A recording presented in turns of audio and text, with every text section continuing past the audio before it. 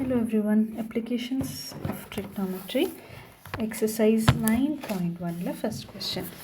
A circus artist is climbing a 20-meter long rope which is tightly stretched and tied from the top of a vertical pole to the ground. Find the height of the pole if the angle made by the rope with the ground level is 30 degree. നമുക്ക് first figure വരക്കണം. Figure is already given in the question. അപ്പം അഥവാ തന്നിട്ടില്ലെങ്കിലും നമ്മൾ figure വരക്കണം ഈ questions. Okay, അപ്പം നമുക്കൊരു vertical പോളുണ്ട് first of all. അത് ഗ്രൗണ്ടിലുണ്ടായിരുന്നു.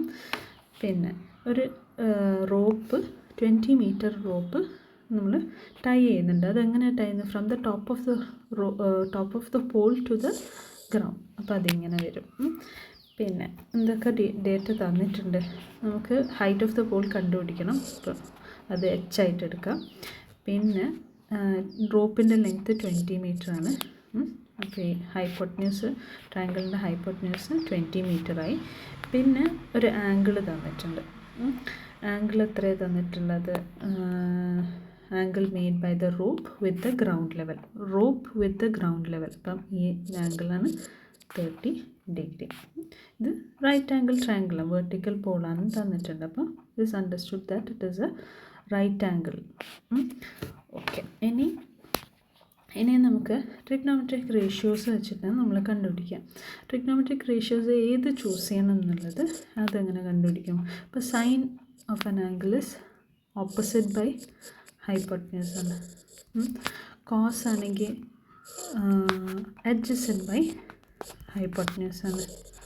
അതുപോലെ tan is opposite by adjacent. അപ്പോൾ എപ്പോഴും നമ്മൾ ആംഗിൾ നോക്കാം. ഇവിടെ ടാൻ 30ൻ്റെ ഓപ്പോസിറ്റാണ് നമുക്കറിയാത്ത ഈ വെർട്ടിക്കൽ പോളിൻ്റെ ഹൈറ്റുള്ള.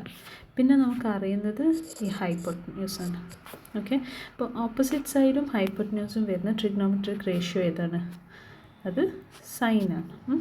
ഓക്കെ, അപ്പോൾ നമുക്ക് സൈൻ 30 ഇക്വേറ്റ് ചെയ്യാം. Sine 30 is equal to opposite side h by hypotenuse 20 metre.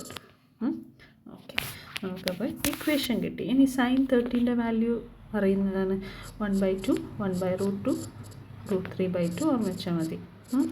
Sign 30 ആണ് 1/2, സൈൻ 45 1/√2 ആൻഡ് സൈൻ 60 √3/2. നമുക്കിവിടെ വേണ്ടത് സൈൻ 30 ആണ് 1/2. അപ്പം 1/2 സബ്സ്റ്റിറ്റ്യൂട്ട് ചെയ്തു. That is equal to h by 20. Simplify ചെയ്യുമ്പോൾ h ഈസ് ഈക്വൽ ടു √20. നമുക്ക് അങ്ങോട്ടേക്ക് മറ്റേ സൈഡിലേക്ക് പോവും. അപ്പോൾ 20/2 which is equal to 10 metre ആണ് ആൻസർ. ഓക്കെ, മനസ്സിലായെങ്കിൽ like and share it with your friends. Thank U.